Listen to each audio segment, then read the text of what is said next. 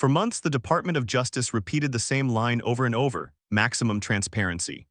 It became their favorite phrase, rolled out at every press briefing, every interview, every moment the Epstein files came up. But the second Attorney General Pam Bondi stepped in front of cameras today, that confident promise suddenly felt shaky. Her words sounded polished, but the hesitation underneath them was impossible to ignore. She proudly announced that the DOJ had released over 33,000 Epstein-related documents, as if the sheer number alone was enough to convince everyone that the job was nearly finished. She talked about following the law, protecting victims, and maintaining transparency.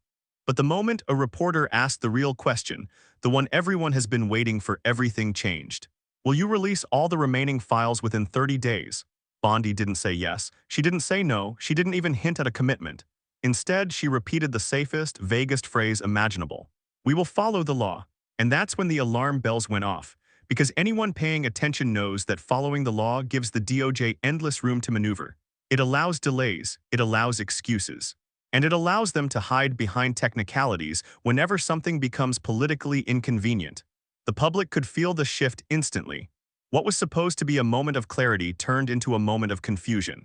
A promise that once sounded solid suddenly felt like smoke. Why dodge such a simple question? Why avoid giving a direct timeline? Why hide behind legal phrasing unless something bigger was happening behind the scenes? In just a few seconds, Pam Bondi took a story that seemed straightforward and turned it into a mystery. And that mystery immediately raised the suspicion that the DOJ might not be preparing to reveal the truth, but preparing to bury it. While the DOJ tiptoed around its answers, something extraordinary happened on Capitol Hill. Something so rare in modern politics that it immediately shook the country.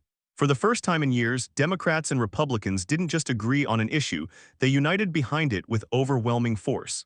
The Epstein Files Transparency Act didn't just pass the House. It passed by a jaw-dropping margin. 427 to 1. That kind of vote practically never happens. It wasn't just bipartisan, it was almost unanimous to the point of disbelief. And minutes later, the Senate followed with a clean, unanimous vote of its own. In a political climate where lawmakers argue about everything from coffee prices to oxygen, this level of agreement sent a shockwave through Washington. It meant one thing: the demand for the Epstein files is bigger than any party, bigger than any agenda, and bigger than any attempt to stall. And then came the moment everyone was waiting for. Donald Trump was asked whether he'd sign the bill. He didn't hesitate, he couldn't. Opposing transparency on Epstein would be political suicide, so he gave the safest, strongest-sounding answer possible. Sure, I would. Let anybody look at it. But beneath the surface, seasoned strategists saw the truth. Trump had no real choice. The pressure was too intense, the votes were too overwhelming. The public outrage was too loud. Signing the bill wasn't a show of transparency, it was survival. Because once that bill hit his desk, the DOJ would be legally compelled to release everything. No more vague promises, no more "we're reviewing," no more delays. The only way out would be a loophole, some kind of legal technicality powerful enough to freeze the release without admitting they were freezing it. And whether by coincidence or calculation, that exact loophole was already forming. After Congress delivered one of the most overwhelming votes in modern history, all eyes turned back to the Department of Justice. If the bill passed with numbers that staggering, surely the DOJ would have no choice but to release everything right. That was the assumption, that was the hope. But the moment Pam Bondi was pressed again, the entire narrative took a sudden, suspicious turn. A reporter asked her the most direct question possible. Will this new investigation prevent you from releasing all of the remaining Epstein files? And once again, Bondi avoided giving anything close to a clear answer. She didn't shut down the idea. She didn't reassure the public. She didn't even pretend to offer certainty. Instead, she repeated the same legally safe phrase she'd been using like a shield: we will follow the law. But those 4 words carried an entirely different meaning this time. Because following the law includes a very convenient rule that critics instantly recognized. The DOJ is not required to release documents connected to an active, ongoing investigation.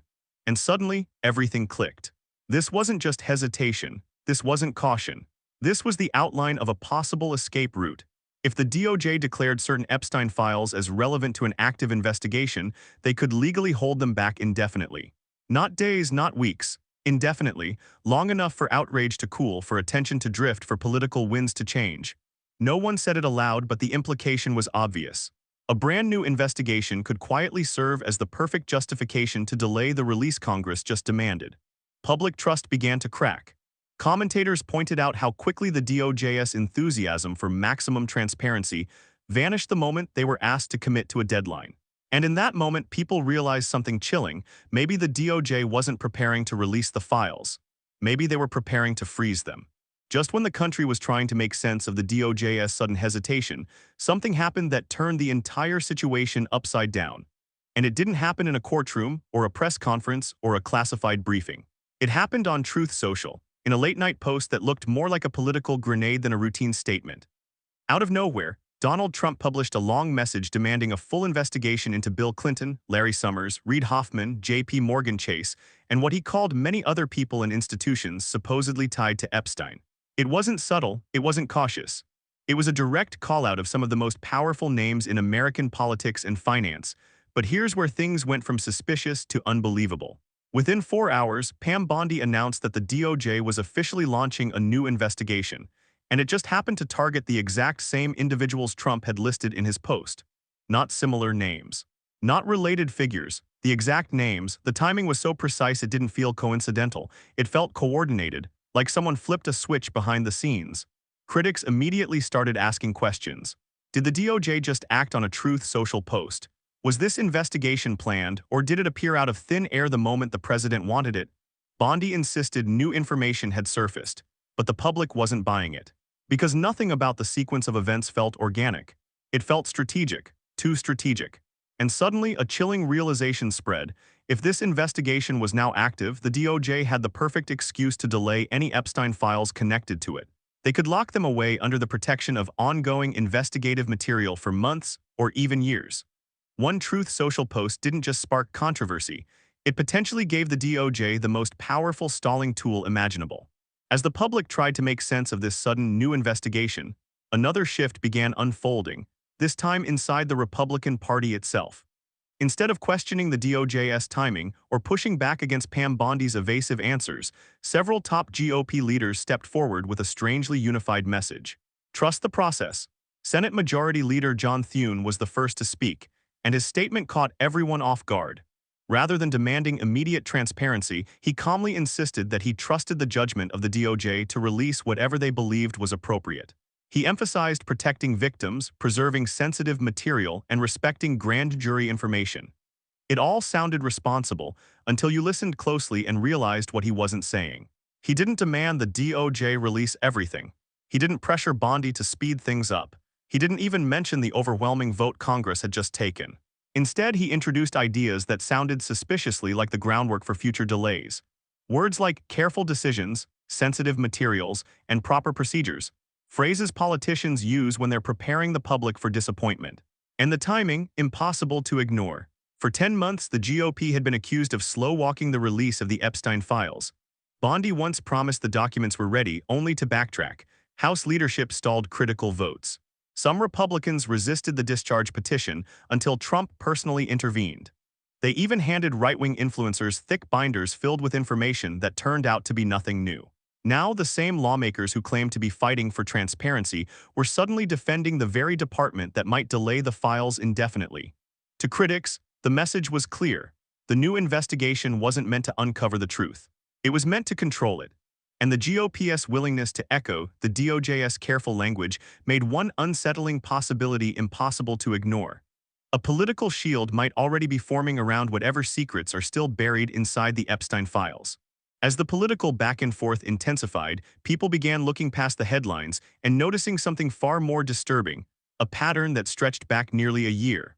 For 10 months, the Department of Justice had been promising openness while quietly doing the opposite. What looked like hesitation suddenly began to look like a calculated strategy. Pam Bondi didn't always speak in riddles. Months earlier, she confidently assured the public that the Epstein files were ready to be released. She said the review was complete, she said the process was straightforward, and then almost overnight that certainty vanished. The files weren't released. No explanation, no timeline, just silence. Meanwhile, House leadership repeatedly stalled. When lawmakers tried to force a vote, Speaker Mike Johnson abruptly adjourned the chamber. When the discharge petition gained momentum, Trump personally summoned Rep.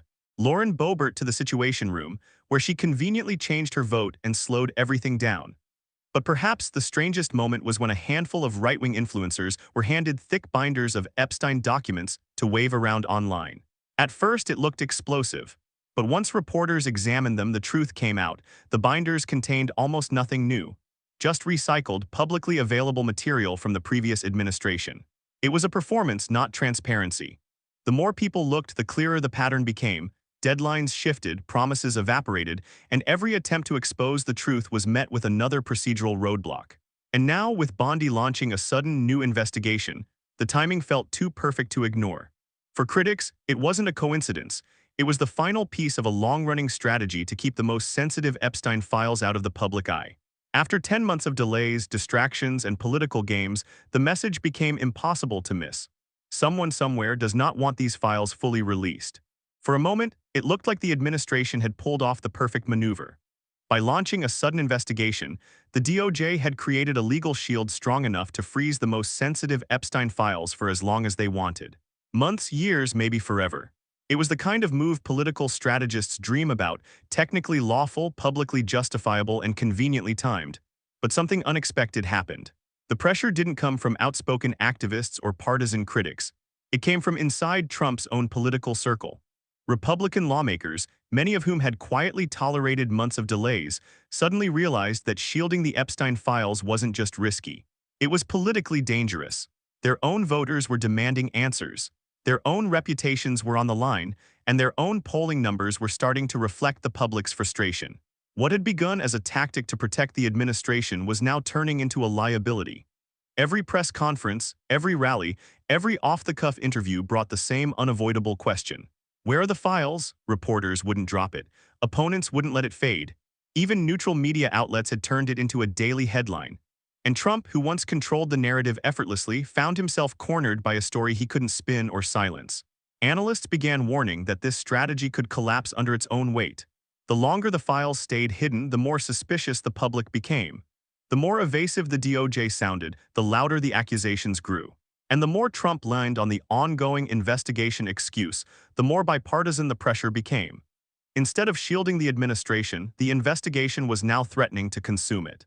What was meant to be a political lifeline was quickly turning into quicksand, pulling everyone deeper every time they tried to escape. And if the pressure keeps building, something will eventually break.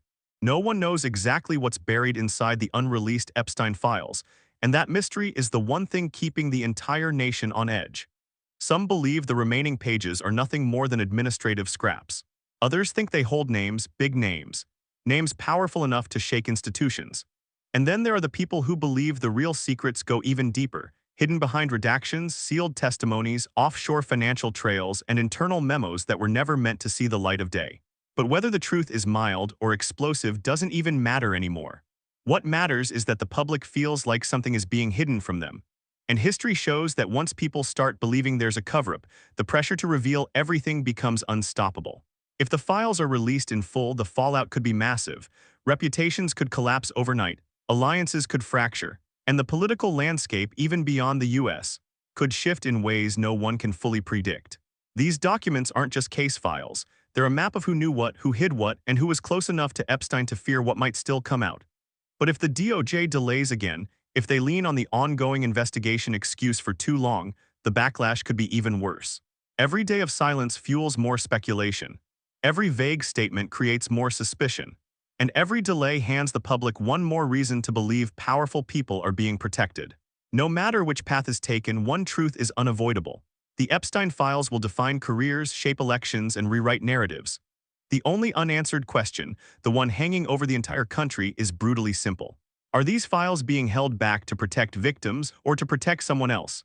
And until the truth surfaces, the suspense will only grow.